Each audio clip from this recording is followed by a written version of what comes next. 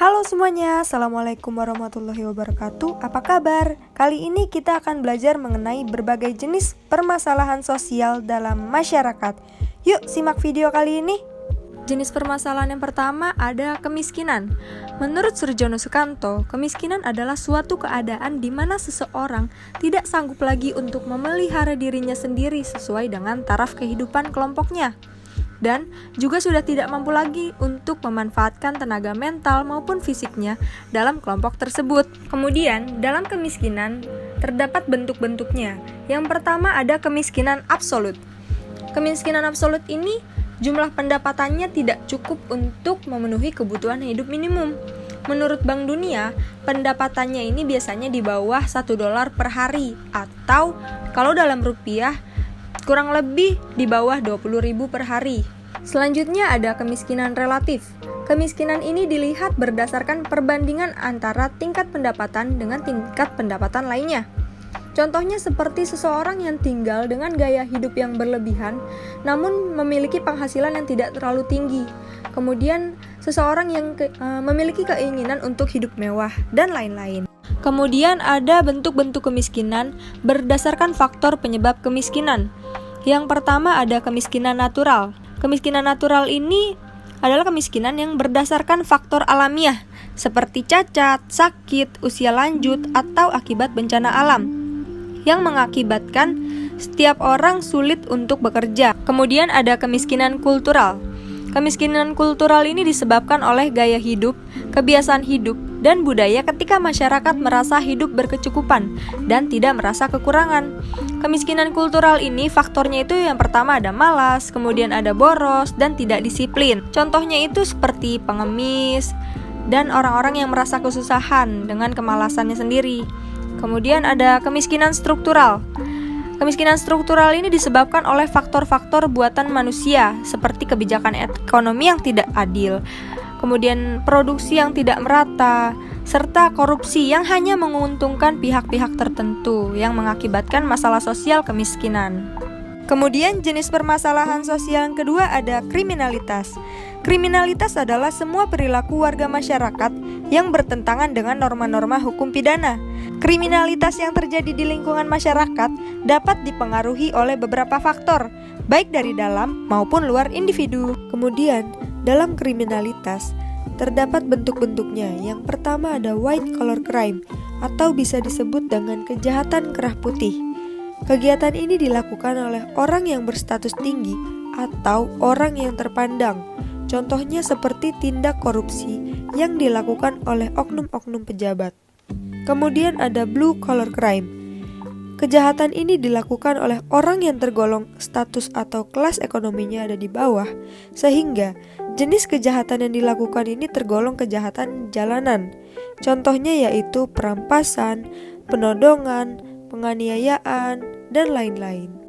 Selanjutnya, terdapat faktor penyebab kriminalitas. Yang pertama, terjadinya perubahan sosial, ekonomi, politik, seperti perang dan bertambahnya pengangguran.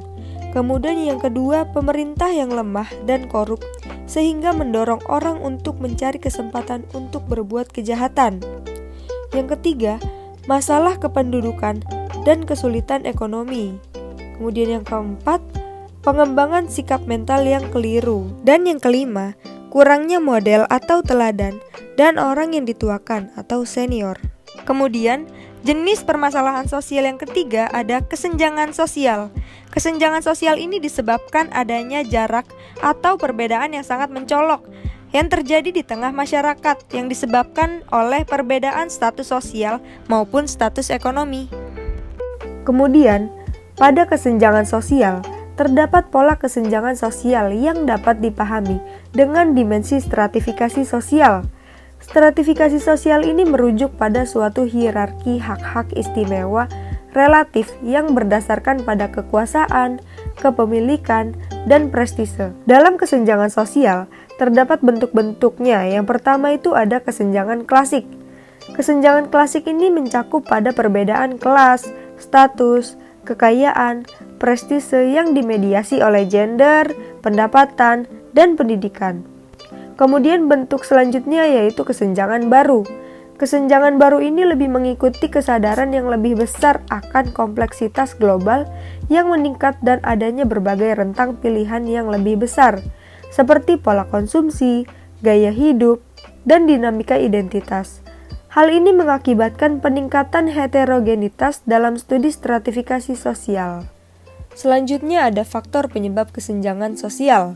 Yang pertama yaitu menurunnya pendapatan per kapita sebagai akibat pertumbuhan penduduk yang relatif tinggi tanpa diimbangi peningkatan produktivitas. Kemudian yang kedua yaitu ketidakmerataan pembangunan antar daerah sebagai akibat kebijakan politik dan kekurangsiapannya SDM atau sumber daya manusia. Kemudian yang ketiga yaitu rendahnya mobilitas sosial sebagai akibat sikap mental tradisional yang kurang menyukai persaingan dan kewirausahaan. Maka dari itu, ketiga faktor tersebutlah yang menyebabkan terjadinya kesenjangan sosial yang ada di masyarakat. Kemudian jenis permasalahan sosial yang keempat ada ketidakadilan. Ketidakadilan ini merupakan tindakan sewenang-wenang serta menyangkut pada masalah pembagian sesuatu yang terjadi terhadap seseorang atau kelompok secara tidak proporsional. Selanjutnya, dalam ketidakadilan terdapat bentuk-bentuknya. Yang pertama yaitu stereotip. Stereotip ini merupakan pemberian sifat tertentu secara subjektif berdasarkan kategori kelompoknya. Stereotip ini merupakan salah satu bentuk prasangka berdasarkan kategori ras, jenis kelamin, kebangsaan, dan tampilan komunikasi verbal maupun nonverbal. Stereotip ini dapat bersifat positif dan juga dapat bersifat negatif. Contoh stereotip positif yaitu orang Indonesia yang dikenal dengan orang-orang yang ramah. Itu termasuk ke dalam stereotip positif. Kemudian, contoh stereotip negatif yaitu orang-orang yang ada di pulau itu malas. Padahal belum tentu semuanya orang-orang yang ada di pulau itu malas. Sehingga itu termasuk ke dalam stereotip negatif. Selanjutnya ada marginalisasi.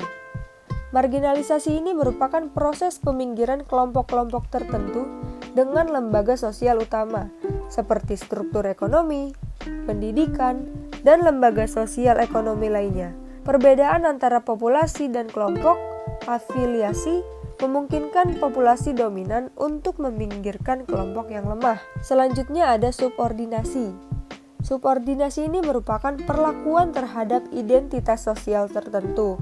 Umumnya yang menjadi kelompok subordinasi ini adalah kelompok minoritas dengan mendapatkan perlakuan yang tidak seimbang atau tidak adil dengan kelompok mayoritas, yang biasanya kelompok mayoritas itu menjadi dominan, sehingga terdapat perlakuan diskriminasi yang sering terjadi pada kelompok minoritas. Selanjutnya ada dominasi. Dominasi harus dipahami sebagai suatu kondisi yang dialami oleh orang-orang atau kelompok untuk sejauh mana bahwa mereka bergantung pada hubungan sosial di mana beberapa orang atau kelompok lain memegang kekuasaan sewenang-wenangnya atas mereka.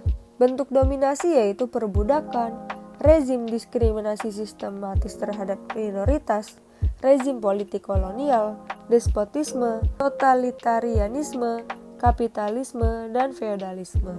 Nah, kita sudah di akhir pembelajaran nih. Jadi kali ini kita sudah mempelajari tentang berbagai jenis permasalahan sosial yang ada di dalam masyarakat, mulai dari kemiskinan, kriminalitas, kesenjangan sosial, dan ketidakadilan. Permasalahan-permasalahan tersebut merupakan masalah sosial yang masih terjadi di sekitaran kita atau di Indonesia. Maka dari itu, kita perlu mempelajarinya. Sekian dari penjelasan yang telah saya berikan mengenai berbagai jenis permasalahan sosial yang ada di dalam masyarakat. Semoga dapat bermanfaat untuk kalian semua. Terima kasih. Wassalamualaikum warahmatullahi wabarakatuh.